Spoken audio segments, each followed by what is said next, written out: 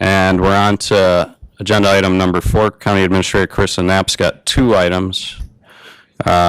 First related to a potential timber sale of the Bennett lot in the North Country. So whenever you're ready, 2 seconds on that.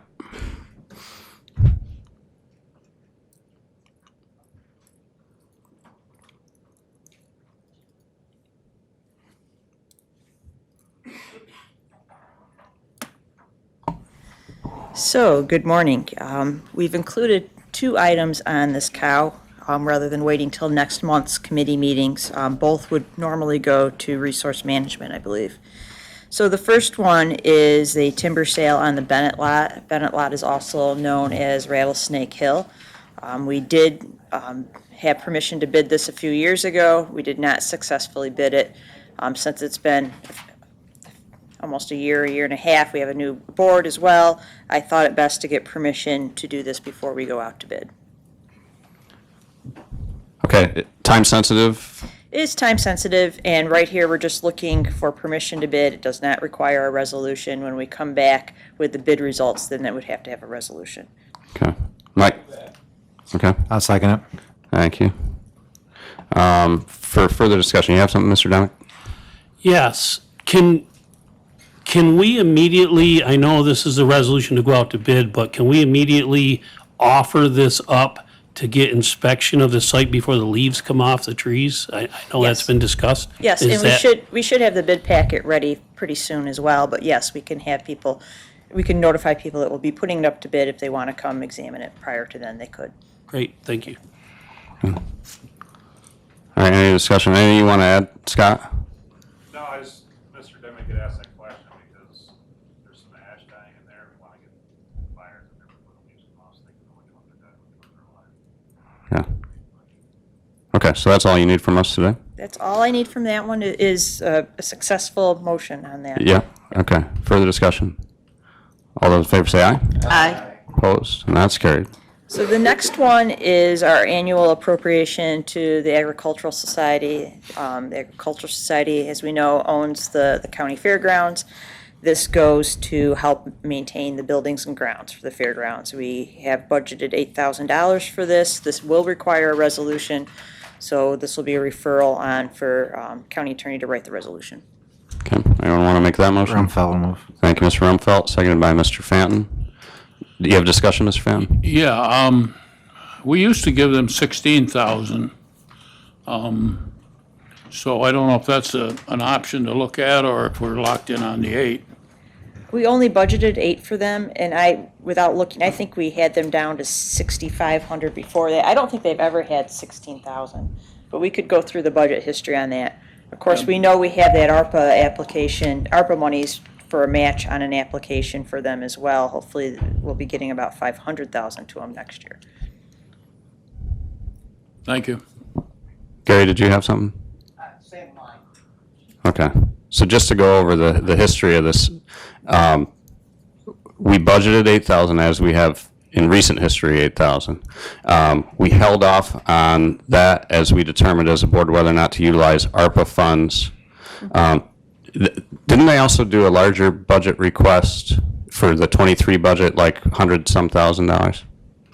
They did. I can't remember if it was before or after we had the final budget. I'd have to go back through the timeline in my notes. Okay. At any rate, we had ARPA discussions that the county might utilize ARPA funds to make a larger allocation. Correct. Since then, we've gotten opportunities from the federal government that will take a little bit more time and aren't a guarantee, but are working their way through that process. So we paused any discussion on utilizing ARPA funds until we see if the federal monies come through. That's, I think, why our usual allocation of $8,000 was held back until we got more information on that. But it's budgeted, and the fair needs it, so I think it's appropriate to move the $8,000 forward. Any other, whether it's going up to 16 or whether it's talking about any other allocations for projects they need done would require a separate allocation, right? Correct. Okay.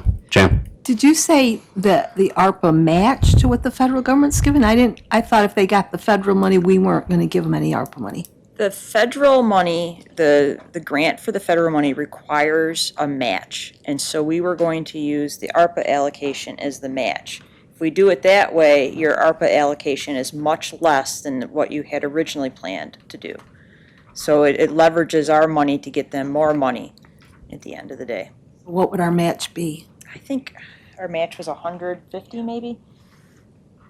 Rather than giving them a check for 500, we'll do a check for 150 and hopefully we'll end up over 500 total. You're not alone, Jan. That's news to me, too. That's all right. We'll cross that bridge when we come to it, I guess. Yeah. I think we've discussed it when we did the application, but it might be lost in the MOE. It might be at the bottom of those MOEs, so. Mr. Demick? I would just like to clarify that, what Legislator Fanton was asking about, there was some other funds discussed, had to do with security, and we never really got to that point before the fair. I have asked them, we've met with them, Steve Havey, myself, Under Sheriff Mackney have met with them a couple times about security issues, and if they could come and present something to us that would justify any kind of increase for that may be justifiable, but I have also asked them to come to a committee of the whole meeting before the end of the year or before budget to talk about what they've done and what they plan to do. And my only other thoughts is in the future, if we could get them their funding prior to the fair so they can utilize that funding to get themselves prepared for the fair, I think would be appropriate. Thanks. And I just want to remind the board that this money is for improvements for their buildings and grounds, and that is because that's what the law allows us to contract with them for. They have to spend that money in that year or it has to be returned to us. So while there might be other projects in mind for security, until there's actual projects that they plan to spend that money on within any given year, you really wouldn't want to include that in the contract anyways. And as we know, we're near the end of this year. I do believe they had plans to spend this $8,000 towards work that they are finishing or did already this year. So that would have to come from another source, like maybe from another department, even if the security issue comes from the sheriff's department?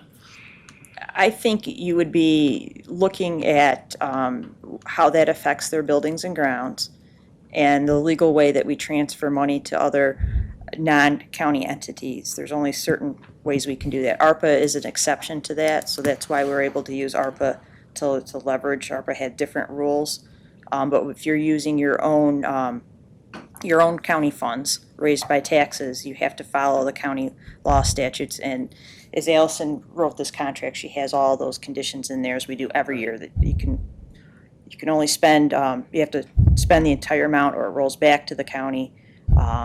It's only for buildings and grounds improvements. It can't be used for other things.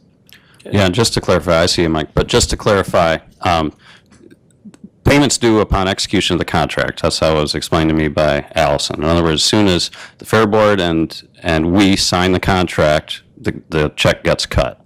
So contract's ready to go and ready for signature. When we get into the new year, if there's another $8,000 allocation for the Fair Board, it can happen almost immediately in the new year. Is that correct? Correct. Okay. It is, and if I could clarify on that, normally the contracts are all signed and the checks are cut by the end of April. So in a normal year, they would be paid anytime between February and April. It just happened that this past year, there was a lot of discussion about the fair, so it got put off until the contract was signed.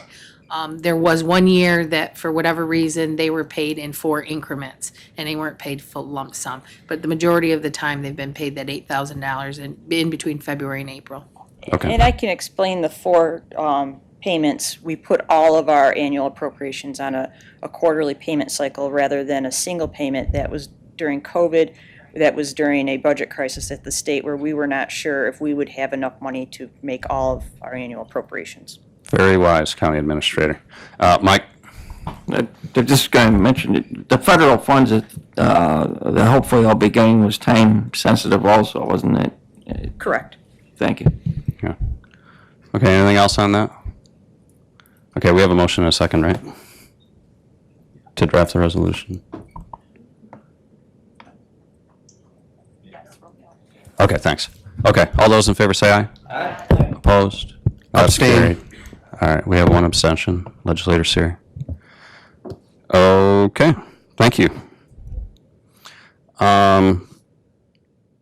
Dean Scholes, I see, is here, and he's got update on the church property, the parish house or whatever it's called, as it relates to Conflict Defender's Office. Good morning, everybody. Brenda, do you have, by any chance, that overhead that Tom... So we've been working with Hunt as part, with the parsonage on Willett Street as part of the space needs study to look at that property. The parsonage is a possible location for the Conflict Defender's Office. And they gave us a floor plan, and I think Brenda will be able to pull that up here in just a couple of minutes. And some email correspondence that they think that the parsonage house might be a good fit for the Conflict Defender's Office. There would be 4 offices, a conference room, one unisex bathroom, and a small kitchenette. It's kind of small, but the floor plan there in the middle, at the top of the page, that would be a conference room. This is just a thumb sketch by Hunt, but it gave us an idea. 2 offices below that, and the center of the first floor would be an entryway. There'd be a toilet room, a small kitchenette, and an office. And at the bottom of the page of the center sketch is the existing garage. And Tom and I asked that they take a look at that for a proper storage area, perhaps for records or whatever. And they also recommended, obviously, there'd be extensive interior and exterior work that Tom and I agreed is advisable, and Tom asked them if they would put together a cost for design and bid for us. So we're waiting on that, but progress has been made. We are waiting. We don't yet have the building condition assessment report, but we have asked for that, and we hope to have that in the near future. Okay, thanks for the update. So I think we don't need any board action today, but I think we need board temperature, so we're not just going through this Brenda. exercise for no good reason. Absolutely. Yeah, I I'll, think Brenda has both, right? Yeah. Yes. Thank you, Brenda. Is there any opposition from the board? Like, are we going down the wrong path here, or is this something that the majority board thinks would be an appropriate use for that structure? Dwight? Yeah, just want to thank Hunt for getting right on top of that quickly. I think our next move is to at least look at them getting a bid for what would need to be done to access that 600,000. So I'm certainly in favor of moving that process. Okay, Jan? There's a second floor to that building, correct? Yes, there is a second floor, and So- it's recommended that no alterations be done. It's not a real useful space for getting upstairs, storage, egress, so not much is planned for the second floor. I was just thinking that as long as you're doing it, wouldn't it be cheaper to do it all in one shot, even if it meant a storage area, than to do it in 2 phases? We'll do whatever we're tasked with, so if that's the desire of the board, we can pursue that also.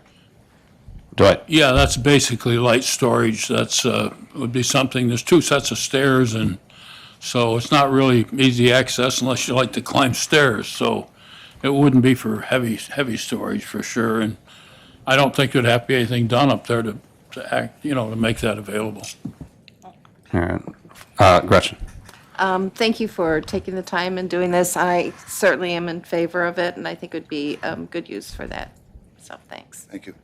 Fred, you got anything? Yeah, I think the important part, I'm sure Carissa would have probably brought this up, but the time frame we have to get something rolling and have something more concrete that looks like we're moving ahead for this $600,000 is going to be an important aspect instead of just kicking the can down the road. If it's feasible, we need to figure out and move ahead with this. So we're as far ahead as we can to justify that funding. Will be very important. So I don't know what the next, if we want to try to give some sort of approval here today, is up to you. But thanks, Dean, for getting that around, buddy. Go ahead, Terry, then Jan. Yeah, as far as the funding goes, it's something that we would have to front first, and it's a reimbursement from ILS. So it's not like we get the money up front and then spend it. We also have to talk with ILS about it because that has a deadline to spend of March 31st, 2024. So if it's something that we've got to move forward with, then we'll make contact with ILS to make sure that that funding will still be available for us to be able to use that. Okay. Jan? My question goes along with the funding. If it goes over the 600,000, do we have money to pay the difference? One of the conversations was that we were going to do some kind of we were going to have to do something for the conflict vendor anyway, and we had talked about using ARPA money for that. If we can use $600,000 of ILS money, then we only have to pay the difference, not the entire renovation cost. So I believe that was one of the things we talked about, is using ARPA money to supplement the 600 and whatever it costs to do that, wherever it was. So this just happens to be now we've got a building that we can get a estimate on and know what we're looking at. Okay. I'm not going to put Dean or Hunt or anybody on the spot, but I think the casual conversations, I think, were that it's going to be in the ballpark. It's not going to be a $3 million renovation or anything like that, but I won't even ask Dean to comment on that. All right, anything else on that? So we're not taking any board action, County Administrator? Nope, we're just looking for a green light if you like this idea to move forward with it. Looks like you got it. Okay, thanks, Dean. Okay, item 6, EV charging stations. I want to personally thank Legislator Rick Swales for bringing this back to the forefront. So I don't know about the rest of you. I've sat on at least one NISAC vendor presentation on EV charging stations, and I sat in on Keir's vendor presentation for the municipalities. Jen, you want to maybe just talk about what your thoughts were as expressed in the email and get the conversation going? So I sent an email to Brooke. I was thinking, since we're doing space needs, that maybe we want to include the EV charging stations in the space needs study. So I sent that email out.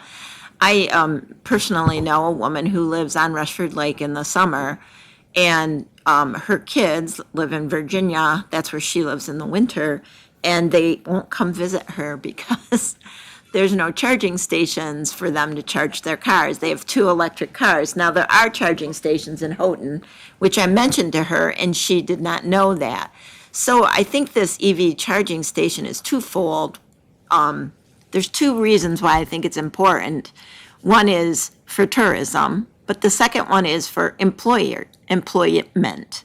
So I think as we go, we're going to see more and more employees buying these cars and wanting to have them charged. I know there's someone that works at Bosse's down the road here in Belmont who has to go over to Quickly's, charge his car at lunchtime, and then drive it back. So I don't know. I think it's just something that we should be thinking about, especially for tourism. And in my email, I included all the national parks are going to these charging stations as part of getting more people to come to the national parks. There's just a lot of really good information out there on how these charging stations are going to help down the road, but also for employees. So I just thought maybe part of the whole conversation should be about space needs and adding that. Like, are we going to have employees here who want to buy electric cars here in Belmont, drive here, and want to plug them in? And there's some issues, like the guy that works at Bosse's thought that Bosse's was going to let him, like, plug in all day, and they said no. So, I mean, that's the other issue. Who pays for it? Is it one that is... There are different kinds of charging stations. Some you pay for through the app, and some you don't. But the second part of that is, do we know how people find the charging stations? I know that there are apps that people use, and I don't know if, like, Houghton's are on there, if Quickly's are on there. Those are the things I don't know. But I don't think it makes a lot of sense to include charging stations if you're not going to include them on the apps too, so that people can find them. There are 2 in Rushford, which the woman knew about, but you have to call the town highway superintendent to get them turned on so that you can use them. So that's really not, I don't think, very useful. But she didn't know about the ones in Houghton, so I did tell her about that. But that's kind of where I was coming from with the whole thing. I mean, and maybe we don't do it right away, but we do it down the road. Gary? Yeah, I have no problem with charging stations, but I don't think they should be free. If you're going to have a charging station, you're going to be using electricity, and it costs money, and the station itself, maintaining it and so forth. So I just want to make sure that we aren't getting involved in something that everybody expects is going to be free. Oh, the county's building these or whatever. My understanding is that even with the grant-funded municipal charging stations, they allow for the municipalities to charge. I think, one, because there's a cost associated with using the electricity, but also I think it discourages people from just coming in and plugging in for their entire workday, you know, when there might be more demand than just one car at any given place. But, Adam? My thought as a contractor, people think you put these charging stations everywhere and you're so happy. You need the infrastructure to support it. So the next time you walk in the building, look at those wires coming into the building, I'm pretty sure we're to the max. We could maybe put a couple up, and then we'd have to redesign the voltage coming into the supply. I think the long-term effects, the cost does not outweigh the benefits. And I'm not aware of any mandates to deal with electric cars for 1% of the population, correct? Not at this point. Thank you. Deb? I'm in agreement. We should be looking at this, and we've talked about this a couple years ago as a tourism and an attraction. If we want people to come in from out the area, a lot of these people are driving electric cars. At one time, and I think this is something that Southern Tier West can help with, there was a big push through NYSERDA,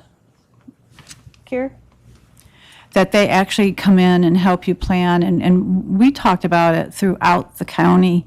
So I don't know if we could do this as a county initiative, part of tourism. And NYSERDA, there's a program out there that they will help you pay for these things. And I agree, I think they should be charged. So I don't know how that's set up, but I think it would be a very big benefit. And the county would be forward moving on that. So I would wholeheartedly agree we should do something and look into it. And maybe we go back to Southern Tier West and ask if that program's still available. Yeah, I mean, I think Jen's right. The space needs study is the time to do that when we're looking at our own, you know, particularly our own parking. And I get what you're saying, Adam. I'm sure there's limitations and analysis that needs to be done on the electric side. But Keir, any chance you could come up and clean us up a little bit, just best path forward type stuff?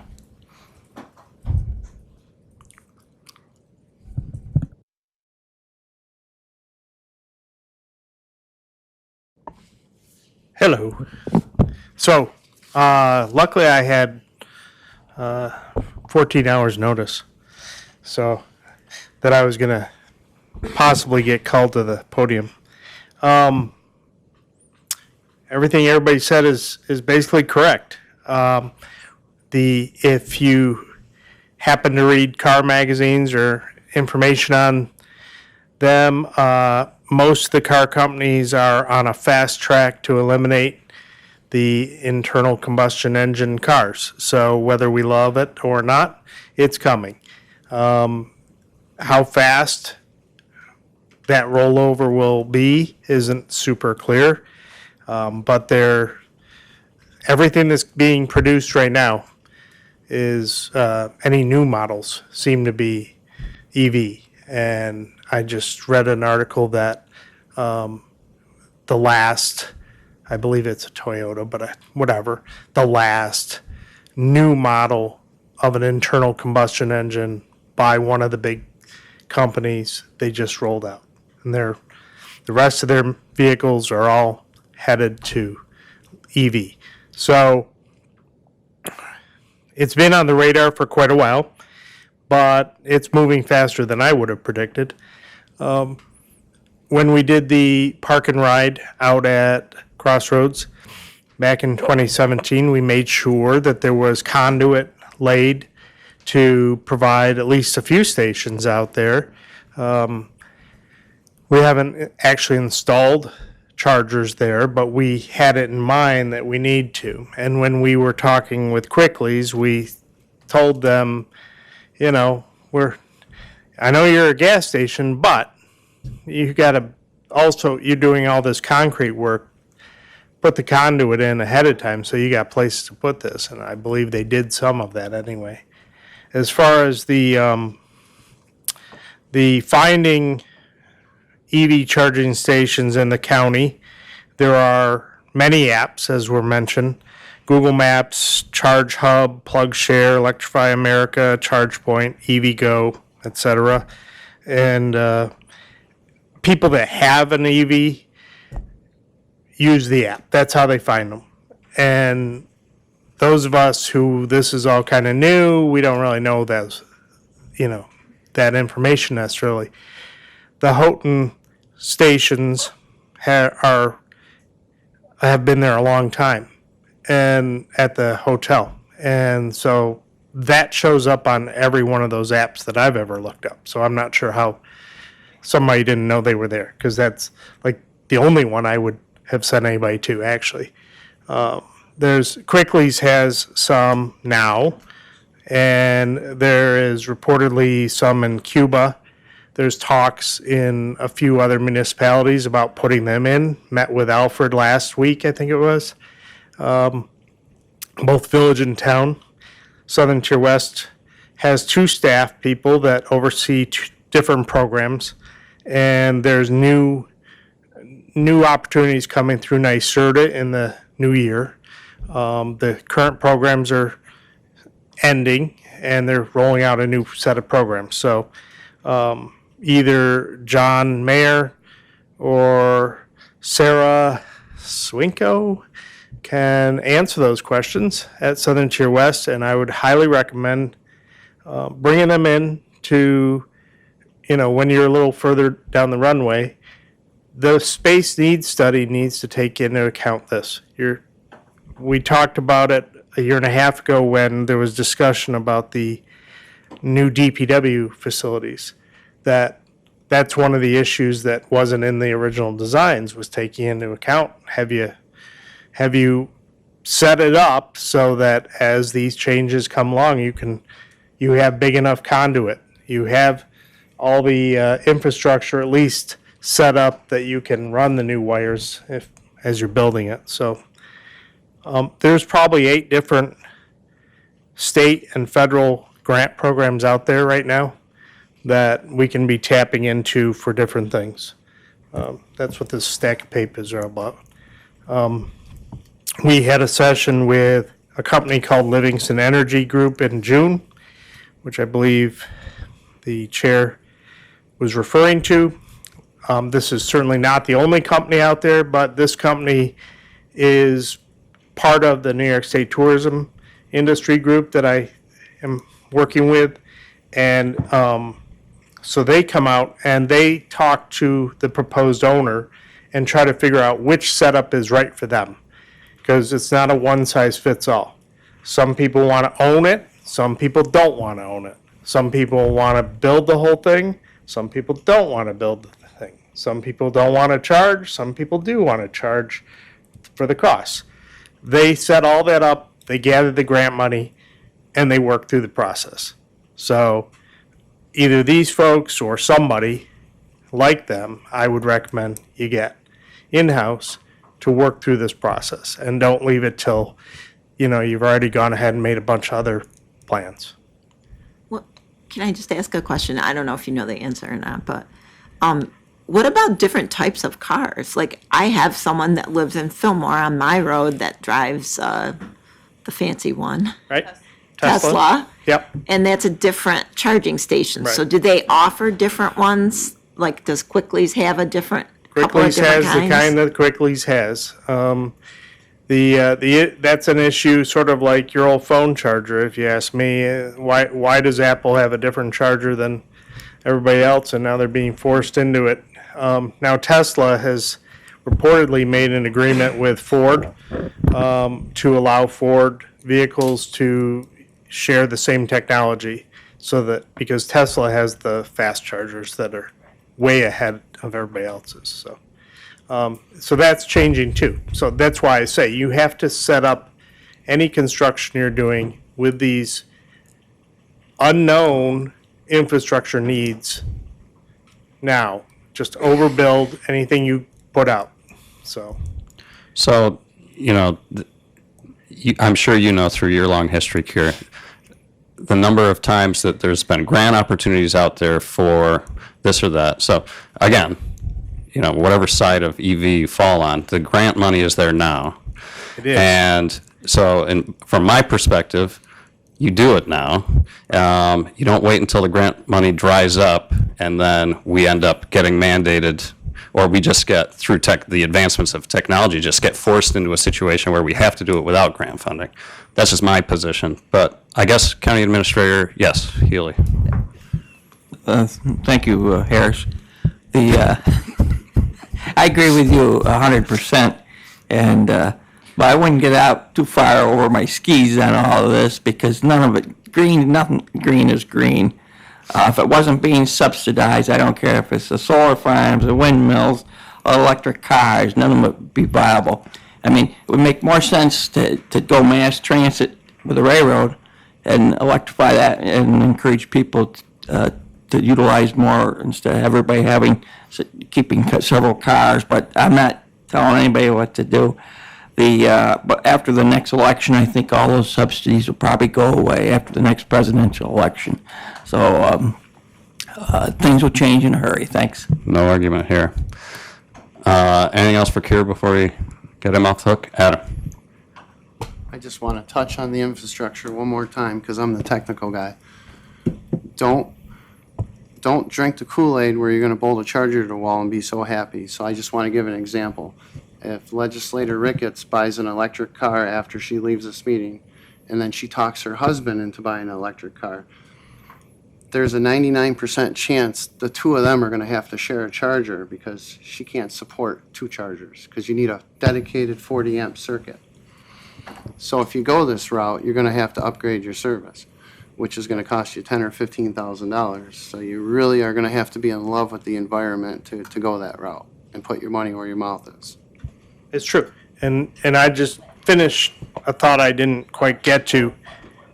A lot of these grants require you to be open for the public. And something I was reading in here, it said it has to be 20 available, up to 20 people or something. So it's not like just one. You have to make a dedicated effort and be open. So the place in Rushford where you have to call somebody to turn it on, that doesn't work. They easily fix that. But there's money actually, not just to drop a charger on, but there is, in one of these that I was looking at, said for the infrastructure upgrades, to get there, is some money for that type of thing. So the county, if you realize that you want to put something out here in a parking lot and it needs an upgrade from somewhere else, there may be some funds available to do some of that. But I don't know if it's enough. But I just want to say, I don't disagree with anybody on this issue other than this. I think people in the cities are buying electric cars, and people out here aren't, because they don't work for us like they do if you live in the city. But do we want to eliminate people coming to Allegheny County who have electric cars and can't charge, because tourism is one of our biggest things? So I think we have to think beyond what our own personal, I agree. I don't know how people have electric cars in Fillmore. But someone on my street does. But it doesn't work for us in a rural area very well. However, saying that, I want people from Rochester and Buffalo to come here and buy stuff. Right. So I think we need to think about this Yep. in that way. we've been thinking about it. Yeah. I see Mr. Curran's mic is on. Thank you, Chair. The average life of a car today, a gas car, is usually 12 to 12 and a half years. And does anyone in this room think that we can upgrade the electric system within that time period to replace all those gas cars?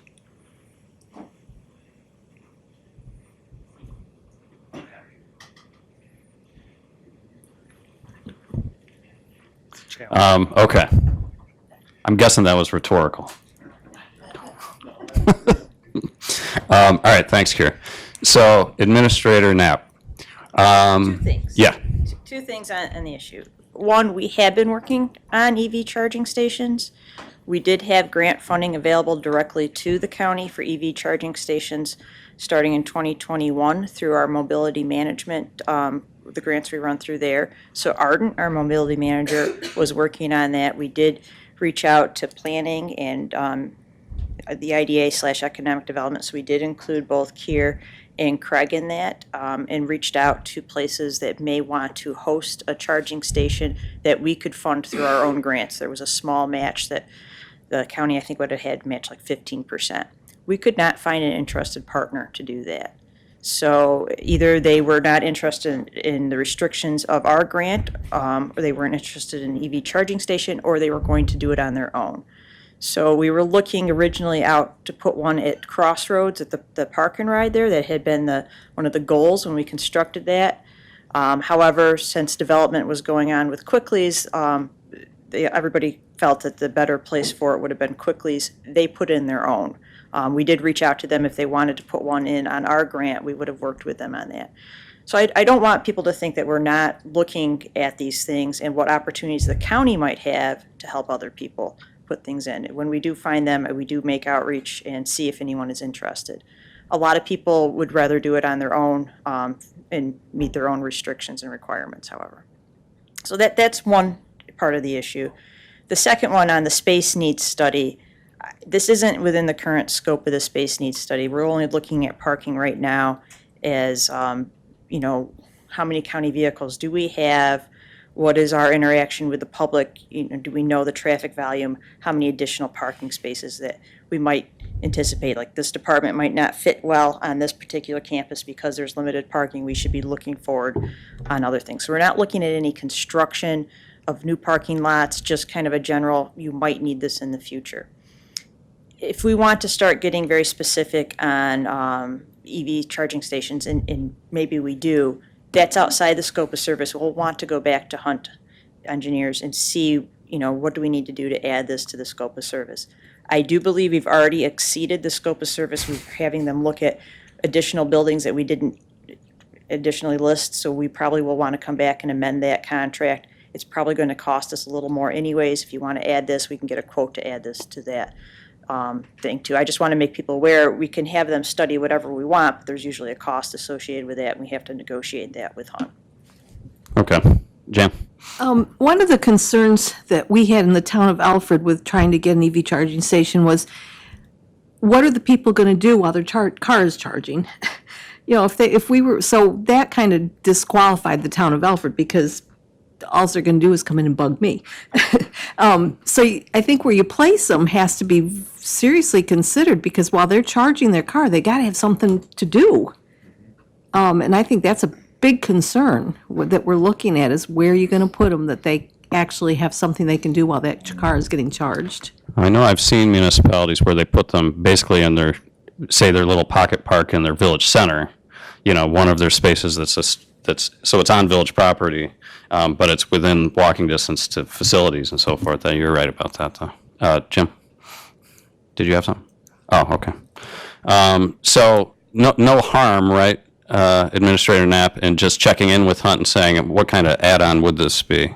Correct. I just want to make sure everybody knows that we can't just pile more work on them. We do need to negotiate that with them. Okay. So that kind of handles at least county, the municipal use of EV charging stations. But I think for the other part of what Jen and Deb are talking about, maybe that would require being added to a P&D agenda for further discussion, like how do you engage these outside resources to get a better game plan going. So I don't know if the chairwoman is up for that or not. That's probably the best way to do that, right? Yeah. Okay. Thanks, Jen. All right, anything else on that, real quick? Okay. Old business. Okay, we do have new business, actually. Mr. Demick had something on EMS. Right, sorry. Allison, I'm gonna put you on a spot with me here. We attended the EMS, class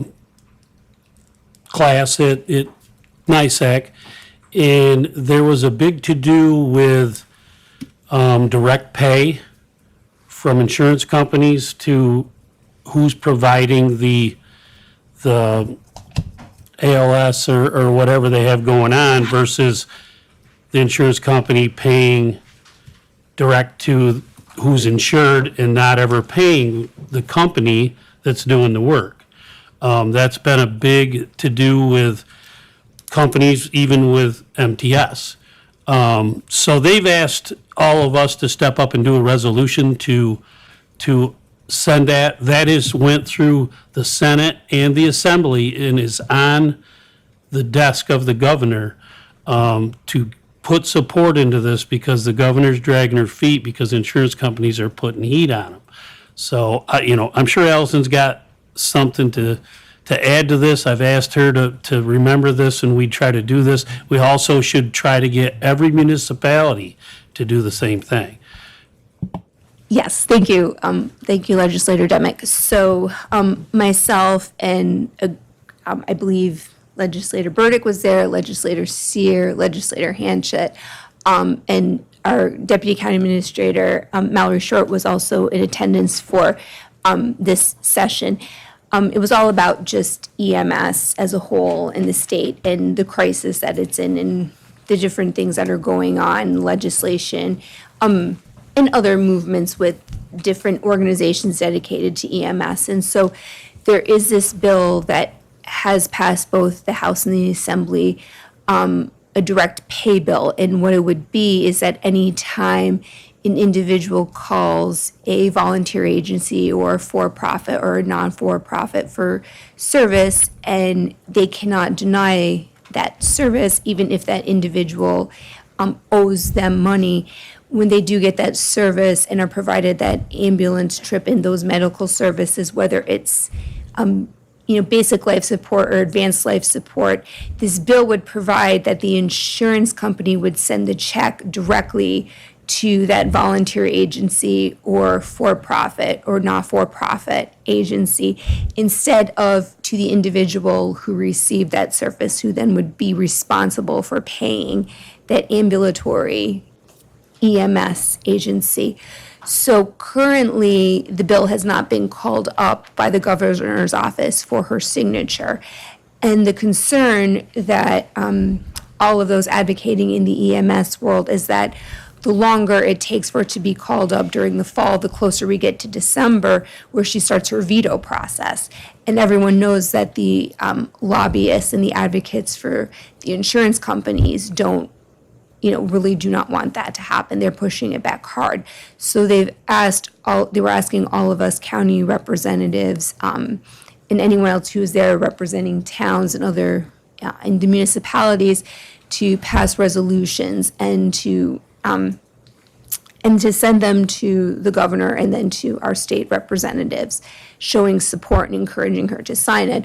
So I will be drafting a resolution for your consideration to pass. And so myself and Legislator Demick and Sear were also having a side conversation, and we thought if the board was interested in doing this after we passed our own resolution, we would also have a letter to send out to all of our local municipalities briefly telling them about this, and sending them a copy of our past resolution and encouraging them to pass their own resolutions at their own town or village board meetings, and to send them to the governor as well, because this is such a critical need in our area and in our county, and it's been such a hot topic. So I know Legislator Demick wanted to bring it up during our COW so we could kind of get a temperature of what you all thought, and if this was something that you all wanted to do, we would start preparing the letter ahead of time as well, and maybe even some possible conversations reaching out to the town supervisors and the village mayors to let them know that this was coming, so it wouldn't be a surprise when it did, so we could all have a united front here in the county in Allegheny County moving forward on this. Thank you. Jim? Is there also, can we reach out to Bonnie to get it out to all the ambulance squads and fire departments in the county for support too? Absolutely, yes. Mr. Sear? Thank you, Mr. Chairman. I just wanted to commend Legislator Demick and Attorney Allison Carroll and all the legislators in advance for this support. So in a nutshell, you have frequent flyers with the ambulance services, and there's certain ambulance services that either don't accept that insurance or they're not in a partnership. So what the insurance companies do is they pay the individual directly with a check, and they tend to never pay their bill and pocket the money. And there's a lot of cases where they do this quite often and actually make a living off of these checks. And to refresh what Ms. Carroll was saying, how we were kind of told is this is on the governor's desk, but if something doesn't happen in the next couple of months, there's a very slim chance it'll get passed this year. So anything we all can do as a board to push this along and support it would be just very helpful. Thank you. And I also Go and I ahead. just also wanted to say that our Deputy County Administrator, Mallory Short, was also very instrumental in putting this all together too, as well. Just real quick to clarify, you can fix me, Allison, if I'm wrong, but it's not on her desk. Once it gets through the Assembly and the Senate, they sit on it until she calls for it. And so if she doesn't call for it, once she calls for it and it actually is on her desk, that starts the clock for a potential pocket veto. But in this case, she has not called for it, so it's not on her desk per se. But if the actual clock runs out and she never calls for it, it dies a natural death. Is that right? That is correct. Okay. We can make a motion today to get this started, and Mr. Demick probably wants to make it, I imagine. Sure, I'll make a motion to move that resolution. I'll second it. Okay, he got you, Mr. Sear, sorry. Jen, for discussion? To make sure I clarify. So if I go to the doctor, my insurance company pays my doctor. This is the same thing, right? The insurance company pays the ambulance. So it wouldn't matter if it, what? But they're not doing that right now. Right. Some insurance. Some do. Some insurance. So what, we won't get to a point where an ambulance wouldn't pick someone up because they don't take that insurance, right?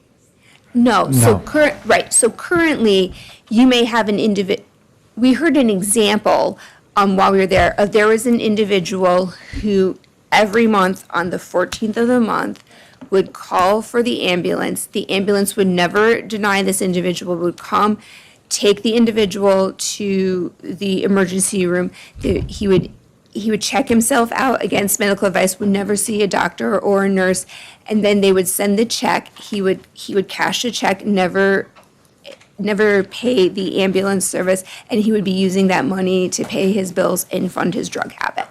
But they would always continue to pick him up every month. So no, you do not deny that individual that medical service, that EMS service. So this is very similar to the time someone drove a golf cart into the side of my car and put a huge dent in it, and I got a $6,000 check to fix it, and I decided I'd rather have $6,000 than a car without a dent in the side of it. Yeah. What, you paid the tow truck driver, right? Now, I could drive it off the lot. It wasn't that bad. Okay, so we have a motion and a second to request the county attorney draft resolution. Any further discussion? All those in favor say aye. Aye. Opposed? Okay, that's carried. We have one more quick one. Yep, Mr. Demick. I have something real quick I want to add to that, along with Allison and Mallory. We got the guy's name that did this presentation. He is willing to come anywheres and talk to us about it. He is I don't know what his title is, but he's kind of in charge and oversees all the contracted medical transports, that association. I think once we get to our point of our study, and that's all coming into play, I think this guy would be very helpful to come and talk to us and give us some, thoughts on moving forward. Should that be open to the public or at least to the rescue squads and the people affected by it too? Right. Well, we would have him come here to help us lead in what our decisions are gonna be. That ain't saying he couldn't go to an advisory board meeting either, it'd be a good idea, if we can put that together. Okay, good. Okay, Mr. Rumfeld had a question, also EMS issue. So it's come to our attention that the EMT class, the students have to pay for their own physical now, which the county used to. I don't know why it changed. And so we're hurting for EMTs. We all know the crisis is we're trying to get these people to go to class. The physical's $100 to $150. I think one kid had $300, he said, but some of the squads that can afford to pay have taken over paying them, but a lot of the squads can't afford to. So we're trying to get these volunteers to go to EMT class so they can serve us and help us, and yet the county for some reason doesn't pay for the physicals anymore. They pay for them when they first join, but because of the proctorship with Jones where they have to do their preceptor, Jones is making everybody have a physical within a year. And it's same with the titer test and the TB test. We're not allowed, everything's out of pocket now. And I was wondering with the board's pleasure if we could maybe take over the cost and pick up the cost again. So, I mean, right now it just seems like we're wanting these people to volunteer for us, and yet we're making them pay all this money out of pocket to come volunteer for us. So I was wondering if maybe the county could pick up the tab once again like we used to. When I went through, they paid for my physical. I mean, it was in 94, but 93, but I know. Chris is reaching for a microphone. I think maybe if you let the back table come back with the information on what happened, because that is not something I'm aware of, and I'm not sure of what the potential cost would be, if we could outline that all to the board and figure out what happened, why it's not being paid for now, and how much you would need to budget to pay for it, I think, and then you could make a decision based on that. Can I bring it back to public safety, or? Yeah, Jan? Why can't they charge it to their own personal insurance? Usually that's covered with a copay or no copay. Is it a physical that's above and beyond the usual annual physical? I have no idea. I have no idea. I just know these people are coming back and they're getting billed $100, $150 to the free clinic we had that they go to that's supposed to be, some people aren't getting charged at all. Like with me, I'd have a $25 copay. But Yeah. Fred? I do know that Heather has a system for everyone that gets hired at the county or anything. You have to have a physical in a certain amount of time. And it's like Jim was telling that he hadn't had a physical since what, 1910 or, 1980 something? Okay. But anyways, if we do this, I think it should all go through Heather's department. So we're not paying, $50 for a physical here, $300 here, that it's established. So if we can do that, I think would be great. I certainly want to support the EMS people, so. And as it stands right now, if I were to join a rescue squad or fire department today, the county would pay for my physical. And I could go to class and wouldn't need a new one because it just started, But a lot of these people have a year or two in and their last physical was over a year. And because of the way Jones is now, they have to get a new physical. Like I could see me, because like Fred said, I think 1984 was my last, when I joined the fire department. But so we do pay for them, their physicals, initial physical when they join the department. All right. Sounds like it needs further information, right? Adam? Jan, I think it's more of a physical fit type physical, not anything to do with health. Breathing, like myself, I have to take one every year for my driver's license for removal of asbestos. I think it's just seeing if you can handle hard situations with limited breathing and lifting and heat and exhaustion. I think it's that type of physical versus testing blood and hernia type things. I know we pay for all of ours. We're just speculating up here. We need help back table.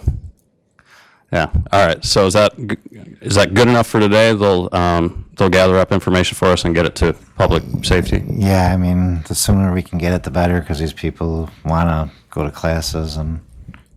Okay. Fair enough. Okay. Anything else on that? Anything else in new business? Anything for the good of the order? I was really hoping for like maybe 20 minutes of caucus today. We can either do it now and eat into lunch a little bit. We could do a working lunch caucus, or we can do a caucus at the end of the day. I have no preference. What's that, between meetings? I wouldn't count on it. Do it right now? Yeah. Okay, all right. So we'll plan on that DPW conference room. Anyone care to make a motion to adjourn? Mr. Chairman, as there appears to be no other business to come before the committee of the whole today, I'd like to make a motion to adjourn. So moved. Seconded by legislator Hanchett. All those in favor say aye. Opposed? We're adjourned.